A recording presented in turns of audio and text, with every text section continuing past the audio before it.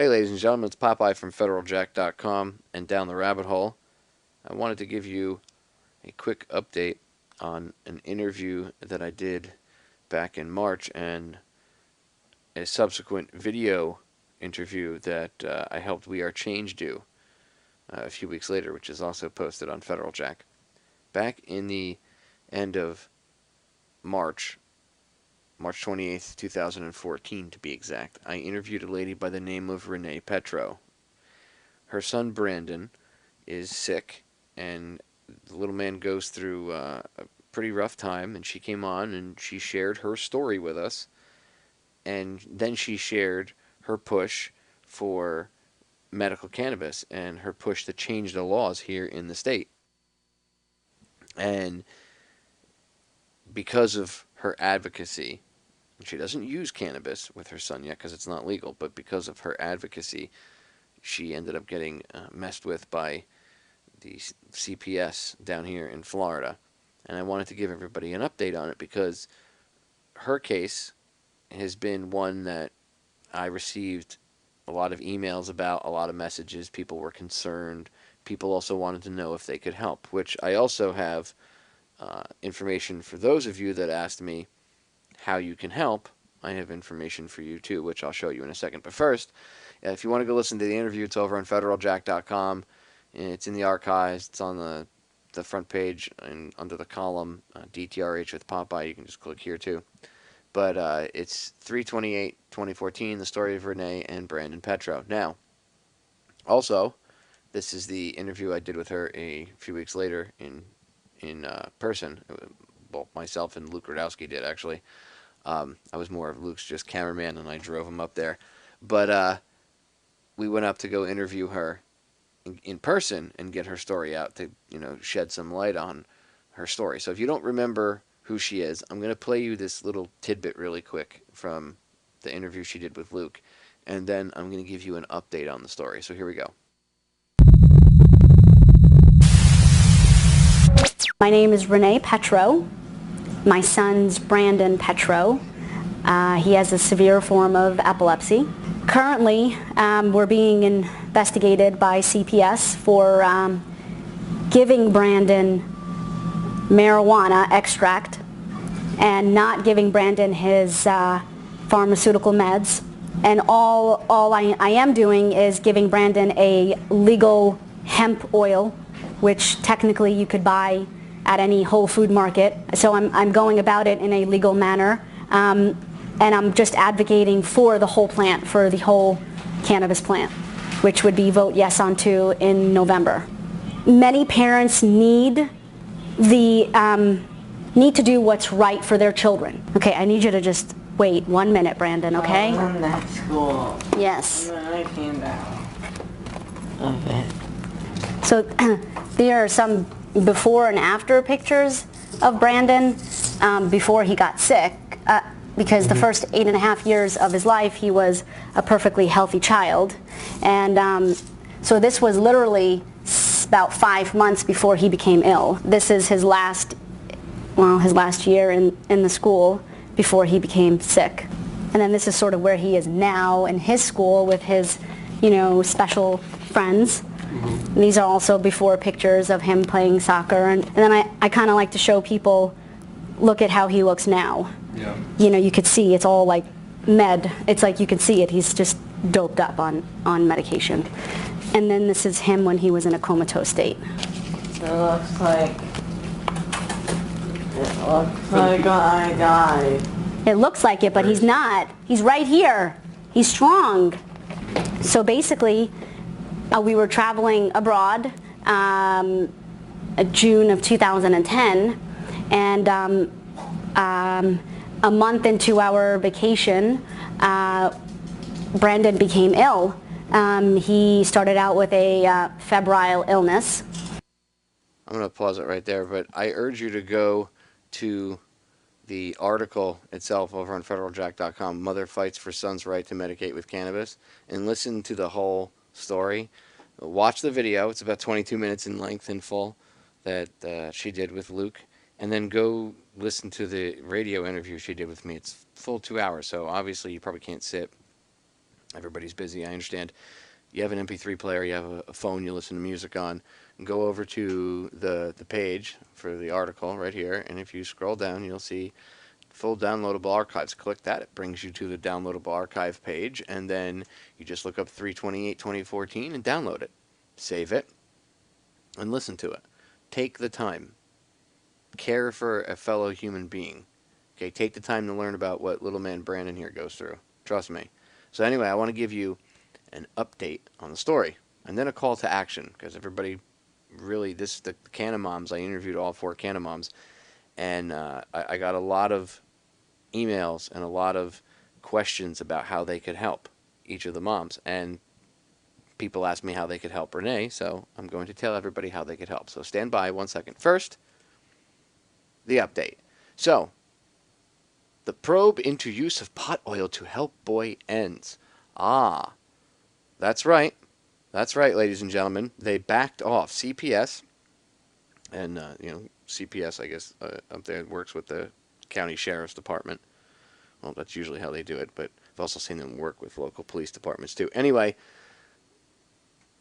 CPS backed off. CPS is leaving her alone. They've closed the investigation. It's done. They realized that she hasn't done anything wrong. She wasn't using cannabis oil because right now it is technically illegal. But she wasn't using it. All she was doing was using a legal form of hemp oil, which is derived from industrial hemp, which is not illegal. And you can buy this in many health food stores. That's all she was using. They realized she did not violate any laws, and they're leaving her alone. And I'm sure it has something to do with all of the spotlight that was shed on the subject. So kudos to everybody that got the stories out there. Kudos to Renee, who covered her own butt and called all the local affiliates of all the, the Fox and ABC and all them. And, good job on some of them for coming out and actually doing a decent job of reporting what she was going through and not demonizing her. I'm actually surprised that the local news media didn't do that. They actually did a decent job of covering her, so kudos to them. Anyway, Renee has been left alone. They are backing off. And it doesn't mean that we shouldn't support her in any way, shape, or form, by the way, just because CPS is now backing down from her. We should support her even further because she had the courage to stand up to them. That courage should be rewarded, not, people shouldn't just walk away from it. And besides, that should inspire you, too. If you're out there and you're fighting and you're afraid, you should take some inspiration from what she did. She stood up and look. She wasn't doing anything wrong. She wasn't doing anything illegal. All she was doing was giving her son legal hemp oil, and she was an advocate for medical cannabis. And she was a vocal advocate. She still is. She's a vocal, open advocate for it. That's all she did wrong. When I say wrong, I'm doing air quotes. Her crime was trying to save her son. I mean, that's ridiculous that people even look at things like that. But anyway, so awesome news. But there's still a call to action because a lot of people want to know how they can help, right? So here's how you can help. If you go over to GoFundMe, and I'll put the link in the description of the video, but if you go over to GoFundMe, you'll see Renee has one for Branden, and it's titled Branden the Brave. And obviously this is an expensive thing to deal with. I mean, regular going to the doctor visits are, not cheap. I can only imagine for something like this. And I saw the amount of medication. You'll see it in the video, but I saw the amount of medication this little guy has to take right now until we can get him some medical cannabis. So we can, once we legalize it in November, and I say once we legalize it because I'm pretty sure it'll be legalized medicinally, but once he can get medical cannabis, I'm sure he'll be better off. But she needs some help right now. So let's help her out. She's a good friend of mine. She's a really awesome person. And she's a very vocal advocate for people that don't have a voice. I mean, she got messed with by CPS because she was willing to stand up for people that are sick and need medicine, and not just her son. She could have easily stopped at just her kid, but she refuses to. She wants to stand up and open her mouth for everybody, for children, for old people, veterans, anybody that could benefit from this. Go listen to the interview that she did with me. She gets into detail about it. She doesn't want to leave anybody behind, and I think that's very admirable. So we shouldn't leave her behind. So I'm asking you, as a personal favor from me, okay, or to me, as a personal favor to me, to help her out, please. I don't ever ask you guys for money from me or for Federal Jack or anything like that. But if you can spare $5 or $10 or whatever, go help her out. Go help her out. Please, just go over to GoFundMe. Again, I'll provide a link below in the video description.